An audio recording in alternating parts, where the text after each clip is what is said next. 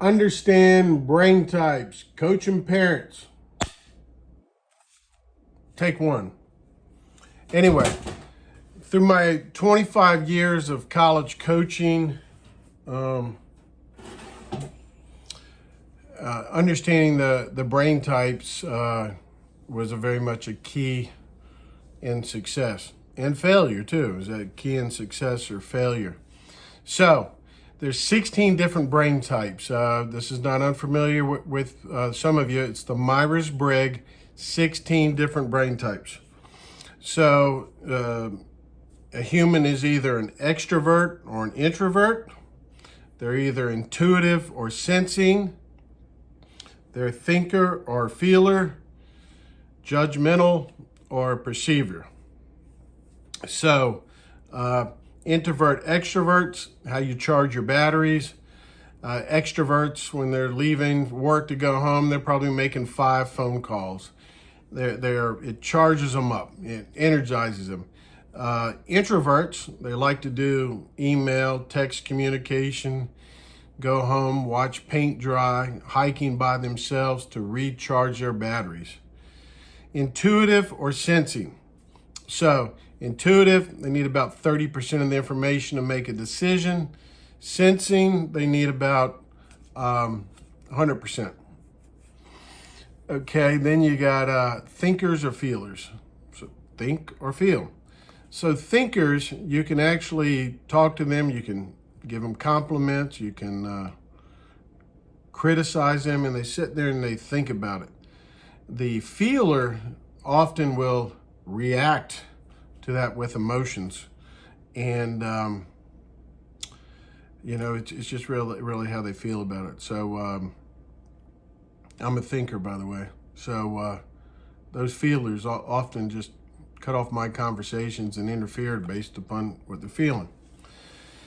Judgmental or perceiver, it's not quite what it sounds like, and I'm not necessarily an expert on this, but the J's are really organized, and the P's will pack the morning of when they're catching a flight. They'll pack the morning of. The J's will pack a couple of days before, or they'll think about it. So in the college process, there was a key book that I used. This is a hard book to find, but it says Your Key to Sports Success, and Nagel is the author. So that's a key book, because in here they talk about all the different brain types, and they actually did the research. So they'll talk about basketball players and tennis players, and what brain type they were or are, and so forth. So we brought in, for our tennis teams, we brought in Vic Braden, and Vic Braden, he was a collaborator on this book, and Vic was so good, he could watch you move and tell you what your brain type was. He could tell you if you're good in math or English or whatever. This guy could watch you move. It was like some voodoo stuff. But a lot of pro teams use this to evaluate their prospects in drafts and so forth. So in the book, Brad Gilbert, I Got Your Back, he talks about working with Andre Agassi and working with Roddick. Agassi was a J for sure. The guy was a J. I mean, he would get up, iron his shorts, had to have everything organized, extremely organized, laid out, thinking about the future of everything. Roddick, on the other hand, he was definitely a P. When you read the book, Roddick would he would go to like this tournament in Stockholm, and they would drive from the hotel, and the hotel looked like a wreck, and Roddick would get to the tournament site, and he'd have 2 left shoes. So that's kind of like the P's. They're not that, they looked a little scattered. They live in the present, don't really think about the future too much. J's can be very, very organized. So that was that. I'm going to give you some real life examples here. So I had these 2 different players, both from Israel at different times. One was Tippy Abziller. She ended up becoming #1 in the country in NCAA Division I. and the other one was Natalie Kahana. Natalie became top 4 in the country, 4-time Conference Player of the Year, 2-time All-American. They were both very special. So we would go to this tournament called the All-American Championships. It's one of the national championships. And both of them, again, at different times, they made the finals of the tournament. Well, this tournament, it's on the West Coast in Los Angeles, and they were wonderful. I think it was the Riviera Club. They would offer housing to the players. So when I took Tippy's an introvert. When I took Tippy, I didn't use housing. I put her in a hotel, and a lot of the mothers were upset with me. Hey, we were looking forward to housing her and all that kind of stuff. So I just told her that we were superstitious and she had just won a national championship. So we're going to put her in here in the hotel. And that wasn't the real reason. With her being an introvert and going into housing, she's going to meet a lot of different people, and they're going to ask her the same questions over and over again. They're going to ask her, hey, how'd you get started playing? How did you find Old Dominion? They were going to ask her all these questions, and it was just going to drain the battery. That's what it was going to do, just drain her battery. And anyway, so we didn't do that. She had a very good tournament. She reached the finals. And the finals of another national championship was a cool thing. Now, Natalie, some years later, Natalie's an extrovert. She's a big-time extrovert. This is how she charges her battery. One, I threw her into housing because better that than staying at the hotel talking to me all the time. Well, anyway, she loved that. It would energize her. She's talking to people, getting to know people's names. She couldn't meet enough people. It just energized her. So she ended up making the finals of that tournament twice. So that was pretty cool. That was pretty cool. Years later, when she got married on the East Coast, about half the tournament flew to the East Coast to be her wedding. Some of the members there, some of the members were in the wedding. I mean, so you could just see her extrovert kind of, just dominate there, and it carried over. Another example is I had a player named Ivana Belli, and as a freshman, I recruited her from Croatia. And as a freshman, we were involved in a match against, I think, Boston.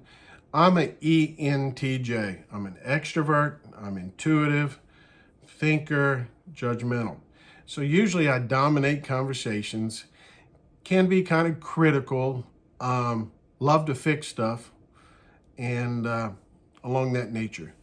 She was a ESFJ, extrovert, sensing, feeler, judgmental, okay?